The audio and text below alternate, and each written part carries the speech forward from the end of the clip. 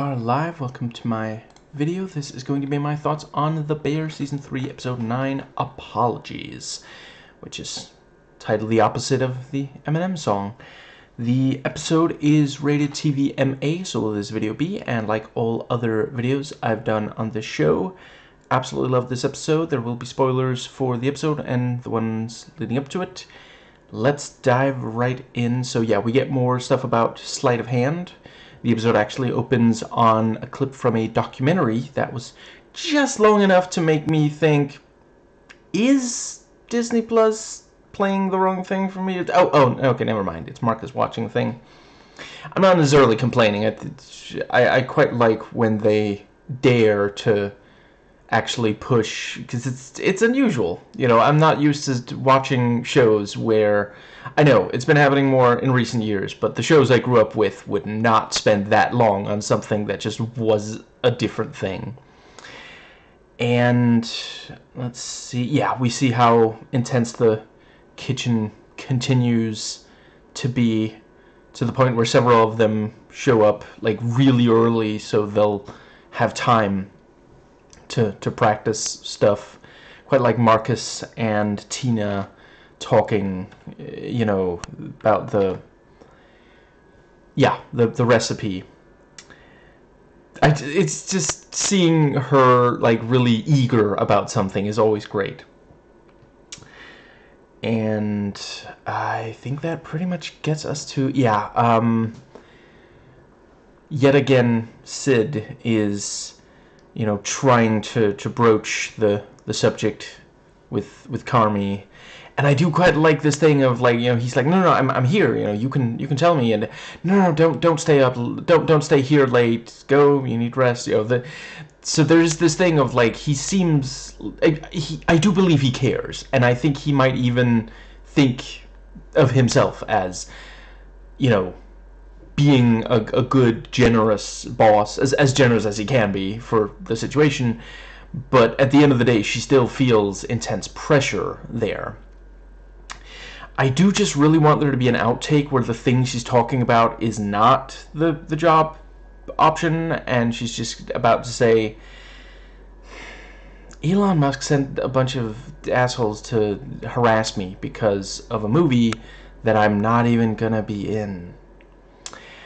And yeah, great editing, showing how the upcoming review is very much on the mind of Sid and Carm. You know, but like hoping for the best, but really worried about, you know, like some of it is like damning with faint praise, just like, so close to perfection, you know, but some of it is like brutal. Just, yeah. I think that might be about, yeah, early on they're dealing with the boxes again, you know, and Ted, you know, they talk about Claire Bear, and, you know, Carm says, no, she's, you know, this is chaos, and she's peace. And then Ted says, oh, you mean like piece of ass? Oh, like on the inside. Ted Fack. Jesus fucking Christ. When are you going to start writing Valentine's Day cards? Because that was beautiful. And, you know, they complain about the presumed IQ of the boxes, and I'm just like, listen, if those were smart boxes, every couple of ones you had to crush would be like, you need to update that app before you can use it. And I think that more or less gets us to, yeah, definitely gonna talk some about, yeah, the scene at the park, you know, Tiffany and Richie, you know, yeah, it's one of those things, because, like, you can understand why he doesn't want to go, you know, watch his ex-wife get married to a guy that she's super into, and that he can't bring himself to hate. It would be easier if he could, you know, and yeah, the little thing with like to put that down, you know. And then oh, don't eat that. And then Richie's like, you know what? Yeah, go ahead, eat it. It tastes just like carrots. Because like it goes, there's just enough time there that we're like, that's a horrible parenting moment, and then it's like, oh, it's actually a really good parenting moment. It's, you know, yeah, she's never gonna eat that thing, you know, because you can't watch her every single second. If she picks one up again and thinks like, oh no, carrots, ugh. And yeah, the you know, Tiffany brings up the, you know, what, yeah, the Claire fridge thing. Well, yeah, Claire with Carmy in the fridge thing. And, you know, Richie says, oh god, who the fuck cares? I have noticed, I hope the following doesn't sound gender essentialist. Obviously it doesn't go for absolutely everyone, but there, I think it's more culture than like, it's not some inborn quality, but yeah, there are a number of women who want to talk about these things, a lot of guys who really don't.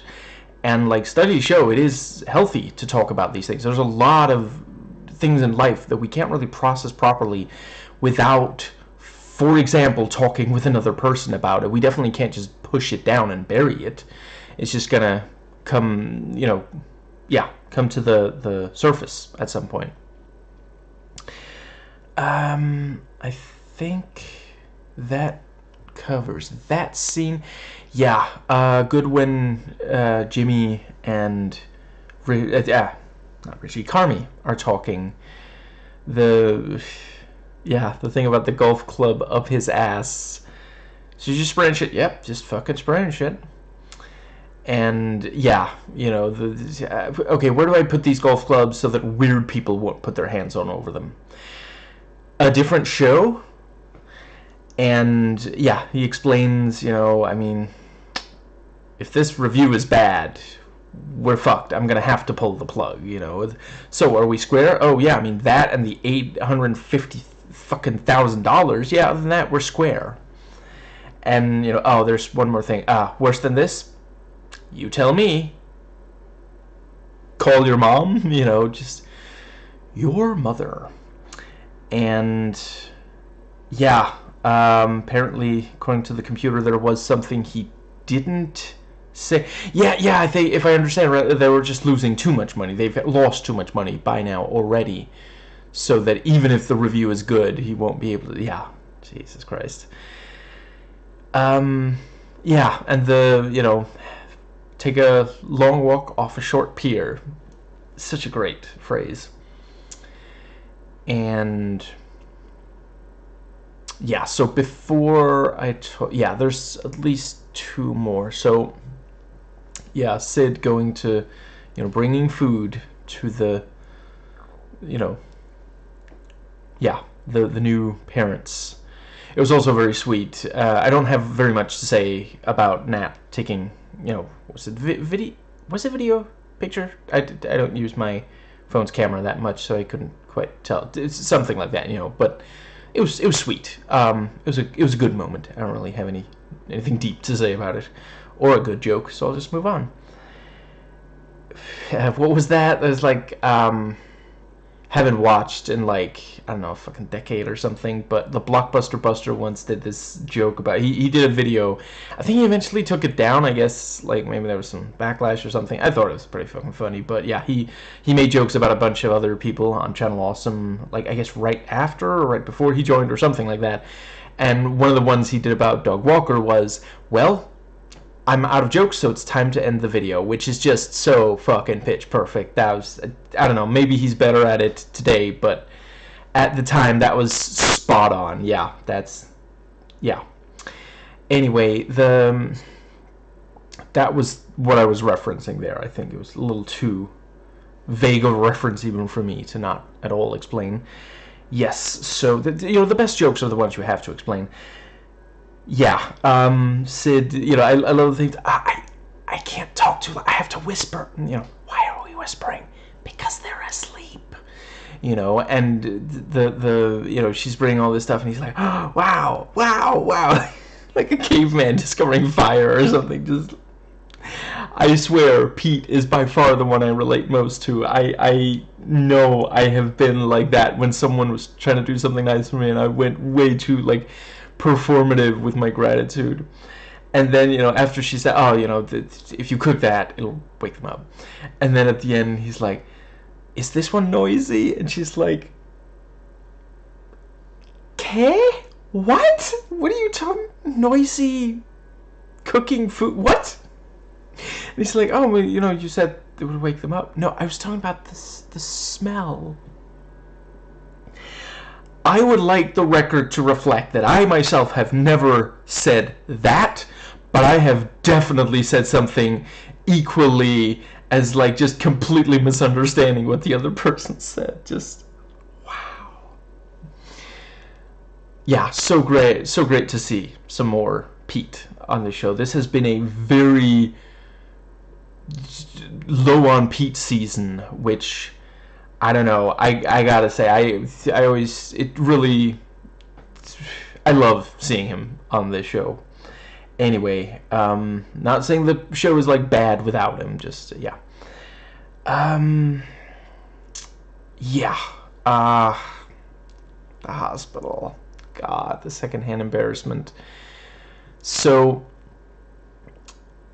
I do really appreciate where their heads and especially hearts are at. You know, they do really think this would be good for Carmi and Claire, you know. And them in the car talking about it, and the thing about, you know, I'll do all the talking. I'll do all the talking too. Ted, maybe now's the time for quiet. And, you know, yeah, they get to the hospital, and in order to get to talk to her immediately, he claimed he was sick, and she, of course, she, you know, as a professional, she has to take that seriously. Like, where are you sick? You know, she can't just say, so you're just fucking with them so you could have a conversation with me. She has to take that seriously. You know, that's an actual thing. And, you know, yeah, almost immediately she realizes why he's there. And I also like the line about, "I appreciate your many texts." And then Ted walks in and just, like, oh my God. And he's like, "Oh yeah, you know, I took a bunch of you walked ahead of me." "Yeah, I walked ahead of you. That's not the same as, like, abandoning you or something, you know." And, "Oh yeah, I walked into this one room, they were cutting this guy wide open." And Claire's like, "You walked into an operating room?" Just like, motherfucker. And yeah, you know, I swear, when he said peace, I was practically screaming at the screen, "Don't say of ass, don't say of ass." But apparently he did at that point understand, no, peace, the opposite of full of chaos. But yeah, her acting, I have to see her in other stuff to just, like, Molly Gordon, holy crap, she just, like, she also has had very little screen time on this season so far. Fantastic. Let's see. Yeah, I mean, she's in other stuff. Yeah. And some of it is on Disney Plus or otherwise available to me. Yeah, I gotta see her in more. Yeah, she's so freaking good here. Her performance, there's so much going on, because she does mean it. She does love them. She does really appreciate it. You know, she doesn't want to yell at them. It's one of those things, like, you know, they clearly just don't quite understand. This is not, no, this is not okay. You can't do this. You know, it's great to try to talk Carmi into, you know, apologizing to her, because she fucking deserves an apology. Don't go to her and don't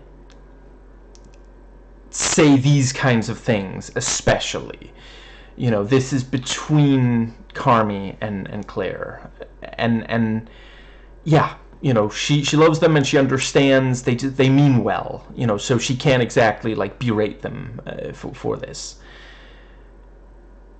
that was also, I do really appreciate the realism, the authenticity of, you know, yeah, there are a lot of young men just like Carmen who basically feel like, you know, because you see him, he comes close to calling, you know, but it is this thing of like, he worries that he would just make it worse, you know, if he tries to apologize, if he says to her, you know, something positive and maybe even cheers her up a little bit, if that's maybe going to give her hope that they're going to get back together, they maybe even get back together, and then he disappoints her again, you know. So just, yeah, really, really nicely done there. And the fact that they don't feel the need to say it, you know, this is the kind of thing where so many Hollywood productions would have, like, you know, if he just had, like, a direct conversation with it, because he did talk about it, you know, he said, you know, this is chaos, she's peace. You know, if he then went on to say, I feel like I would just be hurting her if I did talk to her, you know, but yeah, we can deduce it from what he said. But yeah, so back to Claire. Let's go to the hospital. She also has, you know, like she says, this is my job. You're at my workplace. I have to, you know, I can't do this. I can't have a personal conversation during working hours.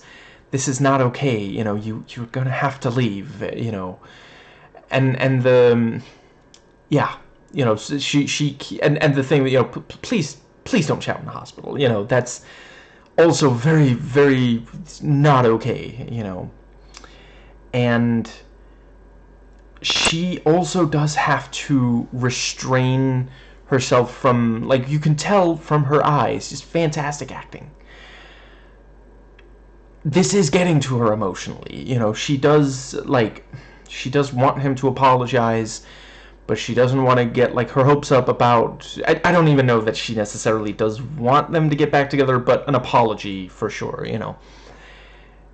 She can't show that emotion because she's at her job, you know, there could be consequences for that. Especially, you know, I know some conservatives are like, oh, you know, women are always crying. Women actually, if you talk to a woman, which I understand would be your kryptonite, but for, you know, conservative men, but women actually do emotionally regulate a lot and are very careful to, for example, not cry at their job, because yeah, that could lead to, yeah, consequences. Yeah, I think that's it. Yeah, just such an excellent episode, and I believe the next one is the finale of season 3. Now, right now, I am thinking of doing it in just about 2 weeks' time, maybe give or take a few days. And yeah, really looking forward to, you know, there is a season 4 coming. Yeah, as long as they feel they have interesting things to do and conflicts to explore, I hope they keep going. Yeah, that, right, I feel like there's something going on there at the very end of the episode. I'm slightly confused as to exactly what the meaning is. He's standing there, you know, he's like, I don't know, is it, he's putting something in his mouth. Is that gum? And there's like something on the thing, like a, yeah, I'm honestly not entirely sure what exactly it is. Right, early in the episode, you know, Marcus and Tina are talking, and there's the thing about, you know, do we have a smoker? Well, Carm isn't anymore, not since he completely fucked the health inspection.